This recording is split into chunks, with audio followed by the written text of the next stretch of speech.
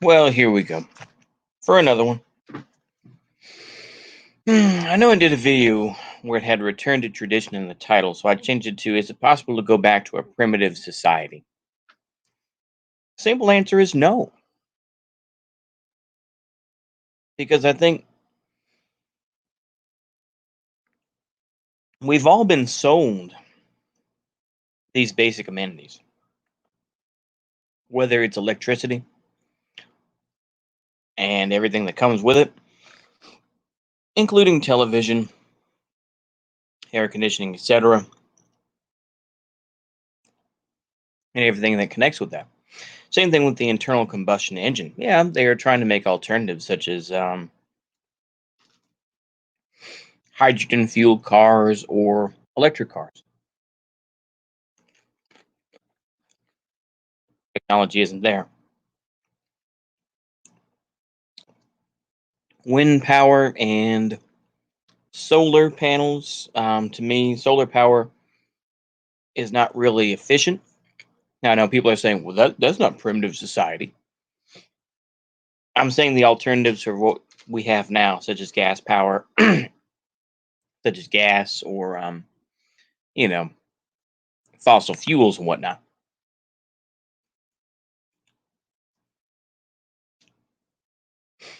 I think there's a lot of fetishism for primitive societies. People even say, people will even, it's somewhat that noble savage argument where it's like, look at Somalia.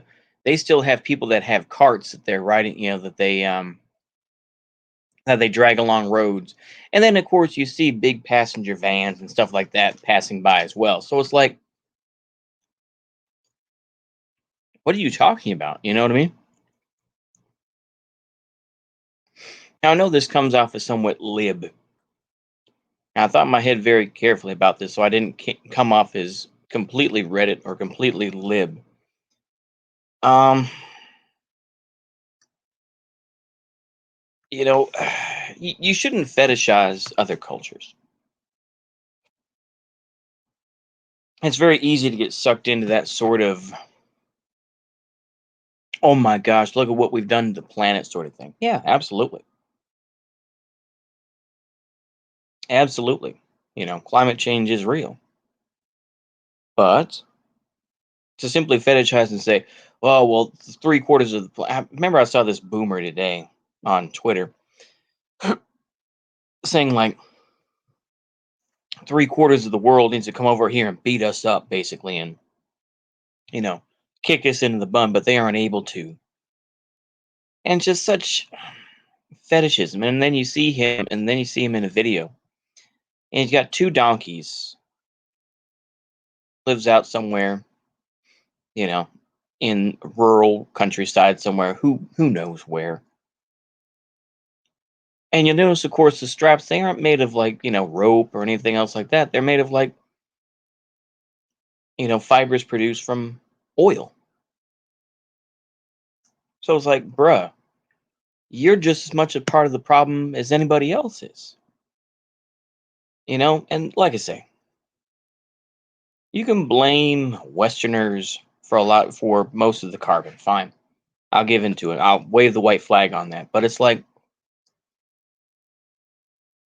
people still want to come here. It's like, do you think that people want to choose to live in like some primitive sort of culture? They don't. They'll be like, no, they don't want to do that. I mean, the United States and a lot of countries, the living standards are going down and down and down. Roads are not being fixed. Housing, I think, is made much cheaper and made much more cheaply than before.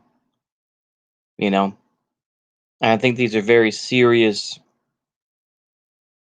issues that come around to capitalism. But people don't want to just automatically give up on that. It's like telling a junkie, it's like, no, you have to go cold turkey. It's like a lot of folks, they just don't want to. They don't want to do that. You think they want to give up their TV and their sports ball? No. Yeah, there are people who are living off the grid right now and who are doing that, but they have to find a way to interact with the modern world. They still have electric motors and stuff like that. They don't completely live off the grid like they're Anprims or something like that. No. I mean, Pentylin Cola didn't even live that way. He wrote a lot of stuff, sure. And he was very much a defender of, bird species, and saying that he hated cats, amongst other things. Like I say, he also talked about how mold was good, but amongst other things, like I say.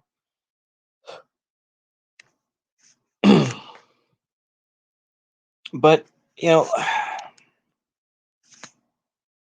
a very difficult thing. Now, like I say, before I finish this video up, I live in a mid-sized city. I'm an urbanite. And it's something that urbanites don't really think about. They know about it. They see the piles of trash and, you know, plastic bags. They see it. So, anywho, it's a very complex subject. I'll just end it here. See you later. Goodbye. Sorry.